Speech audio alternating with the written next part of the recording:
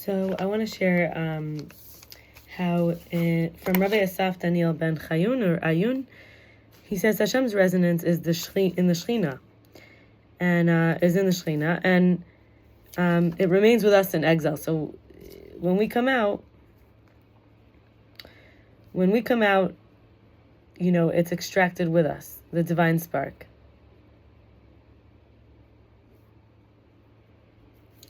What is continuity? Continuity is when we continue despite stress, shock, or rupture. And he's a doctor. He said there's the bones have conduction to destruction of old bone and conduction to the creation of the new bone. He says, how do we continue and we don't get blocked with the trauma and the memories? He says the trauma we learn from the Torah, from the Lubavitcher rebbe in likutei sichot, volume 19, page 2021 to 2026. It says the trauma of Amalek has to be remembered, not overlooked, but facing it and coping. We remember, which is zachor, to remember, the good like Shabbos, and the bad like Amalek.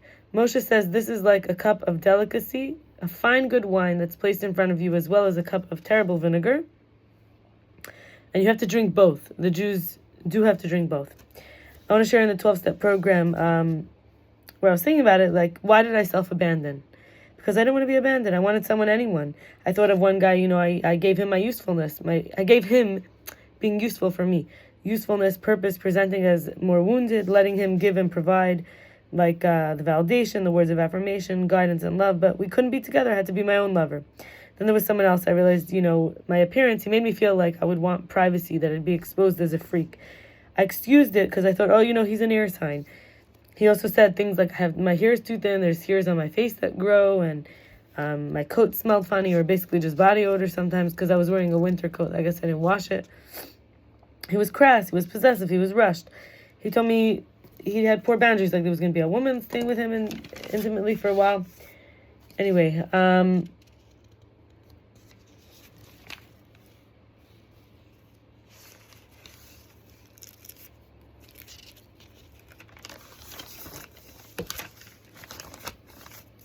I want to share from Rabbi Nachman Fried on Rabbi Nachman's teaching. This is likutei maharan 2, number 23.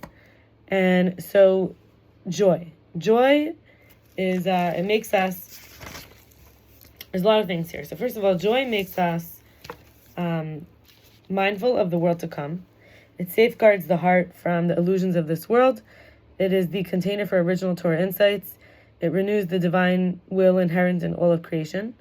It is the key to attaining holy boldness and the key for entering the holy realm. It is the vitality of life, and it eliminates the evil forces of the other side and so strengthens holiness. The root of all mitzvos is joy. Joy of recognizing God's closeness brings one to expanded consciousness. It is the key to guarding the holy bris, the moral purity, the covenant. And the joy of Shabbos is the gateway to freedom and perfected fear of God. And by performing the mitzvah of joy, one enters in the joy of the Holy One. Now, I want to share the printed materials from Reb Noson on Rabbi Nachman's teachings, and Rabbi Menachem Fried is sharing commentary. So this is still from the writings. So joy frees a person's mind, settles it, enables him to attain mental clarity and composure, while sadness and depression, which prevents the mind from focusing on one's life purpose. So now we're getting into it from Rabbi Nachman Fried. Worry, trouble, sadness, and dark thoughts. The source comes from sitra achra, and they are allergic to true simcha, which we call hasimcha, especially holy simcha, which can convert all those, worries, trouble, sadness, and dark thoughts, converted and infected. As it says in Yeshayahu, Isaiah 35:10, they'll attain gladness and joy as sadness and sighing flee. So you have to imagine there's this analogy given of a circle. Everyone in the circle is dancing, and the rhythm, the happiness infects them. There's someone outside the circle, which is automatically sitra achra, means on the other side. So inside is holiness, separated from the outside. So if someone's in simcha, they're automatically facing in the circle. Simcha's happiness, right? A person who's a baal simcha, a happiness master, he's infected with the simcha, simcha. He's representing Hashem's happiness, God's happiness. He brings people into the circle of the dance, the flow, the rhythm, which infects them to express also, because hasimcha, the simcha, is the true happiness, which is the source, is from Hashem. Now, the sitra achra can be disguised as simcha, but it's not the real simcha. It's not the real hasimcha, the source of which is in Hashem. And so we can find ourselves in the fake simcha, and we have to convert it to Hashem, to Hashem's simcha. We take it, we convert it, because it's like a spy in disguise, and we will expose it, flip it. We have to actually chase the evil forces. The weapon of sadness, actually, the gloom, we use that power by introducing them, upon catching them, to joy. We convert it to joy, happiness, so that there's no exiled parts, versus being satisfied to let the gloom just stand outside on the side. Let's say, for example, you feel better, you're satisfied to let the gloom just stand there because you're feeling better. But actually, even if it flees, you have to, when you examine the depression, you see the situation isn't as hopeless as you originally appeared. And it may even see Hashem's compassion in the distress. It's important we go after the gloom and bring it into the simcha. So the next topic is the seed of teshuvah. So this is very important. The depth matters. So the seed you're planting, a deeper, matters. So sometimes we have the deep connection. The desires is just to get to that depth. So anyway, seed of teshuvah, return to love, to ourselves, to Hashem, to simcha, could be a long time before any external manifestation. You plant a seed, not always does it grow right away, right? The power in it will bring action, eventually. So you have to think of it like a thought. The seed of teshuvah is like a thought. It's a conception. The thought that, it's like when you say the thought that counts. Hashem does not connect. We learn in the Gemara, we learn that Hashem doesn't connect a bad thought to a bad action, but He does connect a good thought to a good action. In other words, you're rewarded for your good thought, even if there's no action, but you won't be punished for a bad thought. So the next theme is that taiva. Taiva means desire. Desire, and ratzon means will. Ratzon is 346 in the numerical value, and we have the evil inclination, what we call the yetzer, the desire to go to ra, which we call bad, or basically selfishness, self-interest. It puts doubt in the ratzon, the will to serve Hashem. It converts it to taiva, the desire to take in.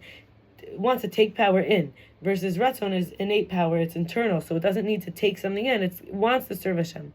So the yetzer wants to convert the ratzon, the will to serve Hashem, into the taiva, which is to take in power. But the tzaddik converts taiva back to ratzon. So in other words, the tzaddik, which is, let's say Moshe, right? The tzaddik or the rebbe is 345. The ratzon is 346, and convert is 344. Shmad means convert. So when we give up on Hashem, we don't feel Hashem's love. That's when we might have the yetzer hara take advantage of it. It wants to fill the void with a vice, whether it's food, sex, alcohol, relationship. It's desires that we take in because we feel empty. So yetzer hara exploits us, infects us, converts with cravings for things or people, places, or whatever, etc., rather than that deep connection with Hashem. And the last thing I want to share today is that the Rambam says that we have some reasons for a communal fast. So, you only fast on Shabbos if there's a loss of sustenance, and all of these have the fast and the trumpets, except there's no trumpet for presence of an enemy. Presence of an enemy, you have a fast and a trumpet. Seeing signs of war is also stressful. So this is there's no trumpets for the presence of the enemy. When distress caused by enemies, for example, imposition of unfair tax, land confiscation, restricting our faith, we do both the fast and the trumpets. Rambam is Maimonides. Then we have the plague. The definition is if 3 people die on 3 consecutive days in a city with 500 males. And then you have a wild animal. This is if an animal shows brazenness, because in their own territory, they're not usually called brazen. A wild animal when it's in the wilderness. Locust, different species of locust. This is some more dangerous than others. And black blight, yellow blight, they spread quickly from field to field. These are considered loss of sustenance. So you only fast on Shabbos in these cases. And then falling buildings. This also includes earthquakes and strong winds. And then we have epidemic. Oh, sorry, that's not loss of sustenance. The locust, different species of locusts are black blight, yellow blight. I'm sorry. Those you do not fast for on Shabbos. But then you have epidemic, which is like polio. And then you have loss of sustenance. This is when you do fast even on Shabbos. It's when the price of articles upon which trade depends drops substantially. If it drops 60% of its value. And finally, if there's too much rain or too little rain for rain, we do a communal fast, including the trumpets. All right, so I'm going to leave it there. We'll stop at that. Wish everybody all the best. Be well. And may we feel a sense of meaning, a sense of purpose, a sense of connection, a sense that we could be our real self, feeling at home with ourselves, and being a good caregiver to ourselves, and feeling alive, feeling like the coal, and we're connected to the oxygen, like when we're going to coal miners, or when we're deep sea diving for the pearls. May we feel connected to oxygen, and I'm sorry, I didn't mean to show my stomach, and that we should feel like the sense of presentness, and we feel we could really express ourselves, be free with our fire, without shame, like not thinking of others, being ourselves, and people can be their self with us. So to be our real self, not to have an empty space where the self is, but to fill up with the true self, Hashem's self. And may we have ratzon to really serve Hashem, and may we be happy, and may we continue forward and let go of the traumas, and not self-abandon, and really be in the circle, and also bring others in, and trust our seeds of teshuvah, trust them and nurture them, and when we have nothing that we need to fast for, and none of these negative things. All the best. Bye. Oh, and of course, may we feel connected to knowing that Hashem actually wants to do good for us, to truly know that Hashem actually wants to do good for us, and that we, we just need to consider that and really leave space for that in our true life. All the best. Bye.